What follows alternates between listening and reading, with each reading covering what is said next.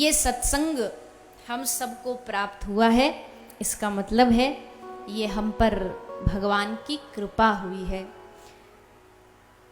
कृपा की न होती जो आदत तुम्हारी, तो सूनी ही रहती अदालत तुम्हारी।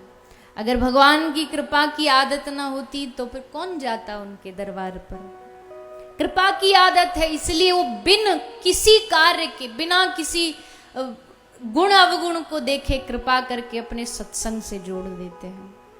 और जब जीव सत्संग से जुड़ता है तब धीरे धीरे उसके जीवन में भगवान का निवास आरंभ हो जाता है।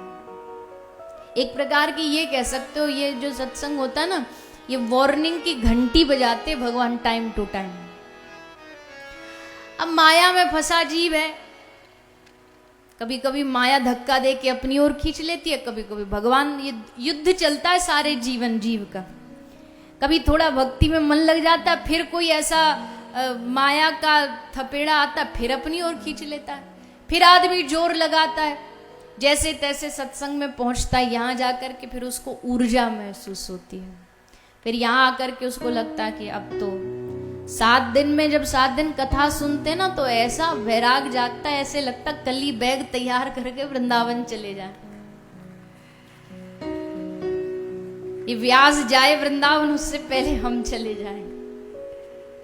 7 दिन बड़ा अच्छा भी लगता है, उनकी बातें सुनना बढ़िया लगता है, उनके मुख से कथा सुनना अच्छा लगता है। फिर धीरे धीरे जैसे सत्संग कम होता है, फिर सब भूल भाल जाते हैं। फिर भगवान कृपा करके कोई और कथा प्रवक्ता, अब तो भारत में कोई कमी तो है नहीं, ना कथाओं की ना कथा गाने वालों की। जहां जरा सा भगवान को लगा डोज कम हुई, सोई भगवान तुम्हारे शहर एरिया, तुम्हारे क्षेत्र में कथा भेज देंगे कि आ जा बेटा, थोड़ा अब अपने आप को रिचार्ज कर। कथा उस ऊर्जा को पुनः वाप, कथा एक विचार है और कुछ भी नहीं, कथा एक विचार है, विचार करना, यहां बैठ करके विचार करना। नया साल है, मैं आपको कोई नकारात्मक बात तो कहूंगी नहीं।